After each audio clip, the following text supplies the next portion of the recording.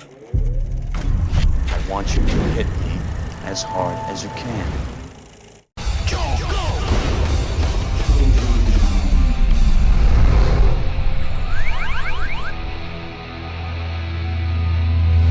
Welcome to a new year of awfully good movies, everybody, and with this new year comes a new batch of blockbusters from Mr. Vin Diesel. In May, he'll once again declare he is Groot in Guardians of the Galaxy 2. In April, he'll get back in the driver's seat in The Fate of the Furious. And this Friday, he'll take the keys back from Ice Cube to give the XXX franchise another try in The Return of Xander Cage. And as he's shown us with Riddick and Fast and the Furious, Vin has had a great amount of success reviving his old franchises. But when it comes to creating his own franchises, well, he hasn't had much luck. As we saw 2 years ago with his failed fantasy action flick, The Last Witch Hunter. See, what some of you may not know about Vin Diesel is that this 220-pound muscular badass is actually an avid Dungeons & Dragons player in his downtime, and got the bright idea to produce and star in a movie based around the Witch Hunter character he plays in the game. It sounds ridiculous, I know, but Vin was wholly convinced that this would become another big franchise for him. But then again, he thought Chronicles of Riddick would be a big franchise, and look how that turned out.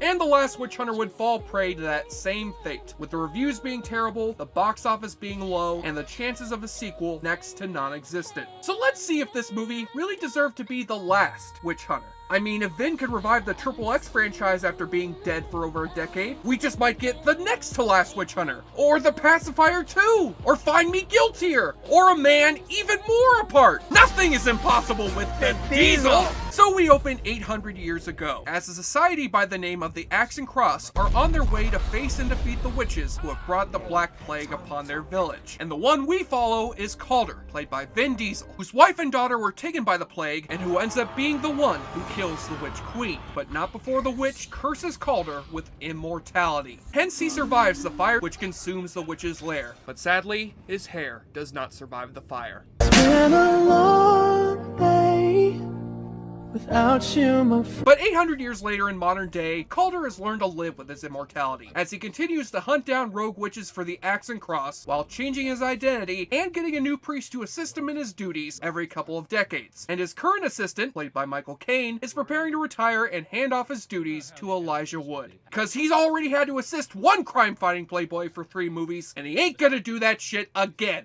But the next day, Calder is informed that Caine has passed away, and Calder and his new assistant go to Caine's apartment and discover that he wasn't actually killed, but rather cursed. And the only way to lift the curse is to find out the identity of the warlock who cast the spell. So to do this, Calder must seek the help of Chloe, a witch played by Rose Leslie, who casts the memory spell on him so he can find out that warlock's identity. Say witch hunter. Witch hunter. Hi, I'm Vin Diesel, and welcome to my new reality prank show. You've been spooked. So we got Vin Diesel paired up with an actor from Game of Thrones, an actor from Lord of the Rings, and an actor from the Dark Knight trilogy. How the hell could this go wrong? Well, let us start with the fact that Vin Diesel is an insanely unconvincing choice to play an immortal hunter of witches and warlocks. Maybe it's because I'm so used to seeing him as a car racing bro, cracking one-liners, but for a guy who's been alive for 800 years and seen a lot of shit, he just can't muster the emotional weight you need to sell this part, even though he does try here and there. It's impossible. Is it impossible? That wasn't your choice to make! Acting! Brilliant! Thank you! Thank you! Thank you! But on the other hand, that's part of the joy this stupid-ass movie gives you, along with a plot that rips a little bit off of far better sci-fi fantasy movies. A little bit of Blade with this guy hunting down mystical creatures in the middle of a city, a little bit of Harry Potter with all these magic potions and spells, a teeny dash of Inception with all these people entering dreams to chase criminals, and Michael Caine offering advice. Oh, and speaking of Michael Caine, he gets to spend half of this movie literally asleep. Easiest acting job ever. Lullaby and good night. Go to sleep, my cocaine. As for Vin's other co-stars, Elijah Wood doesn't get diddly shit to do in this movie. But Rose Leslie adds a lot of life to her performance, and certainly makes up for Vin Diesel's monotone stoic attitude through the whole movie. And though most of the special effects look a little underdone, some of them look kind of cool.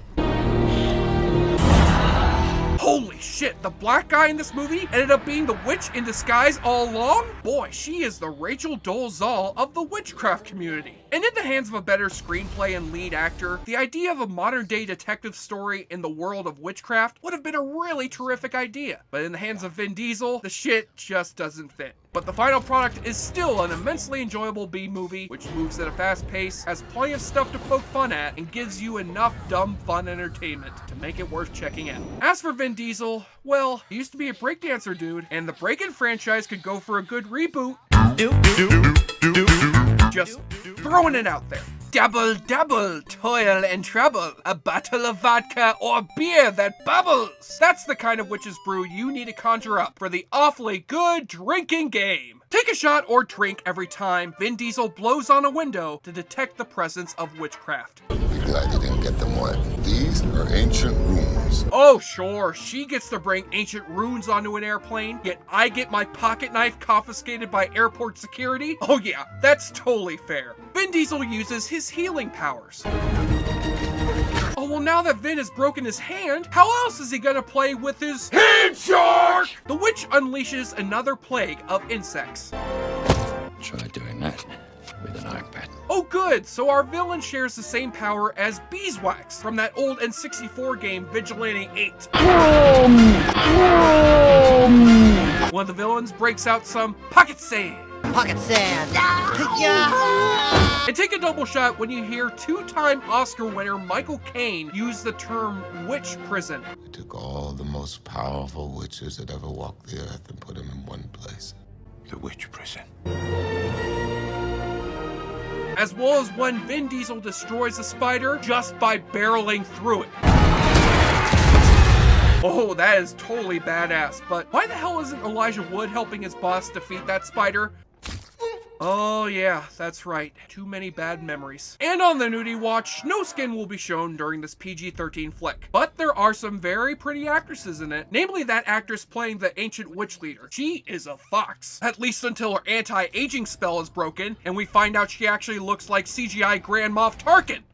Bitch. You may fire when ready, indeed. On the enjoyableness continuum scale from Bull to Bruce, The Last Witch Hunter is a notch better than the last time a movie was inspired by Dungeons & Dragons, and rolls a hit point of 7 out of 10. Just so you know then, this totally makes up for the time you turned into Osama Bin Diesel. I was Osama Bin Diesel. I was the actor, Vin Diesel, but I got bit by a radioactive Osama Bin Laden. I'm Jesse Shea for JoBlo.com, and in a month from now, Awfully Good Movies will be permanently moving to our brand new YouTube channel, JoBlo Videos, the new home for all of JoBlo.com's original YouTube series. As well as the home of my new reality prank show. Is it impossible?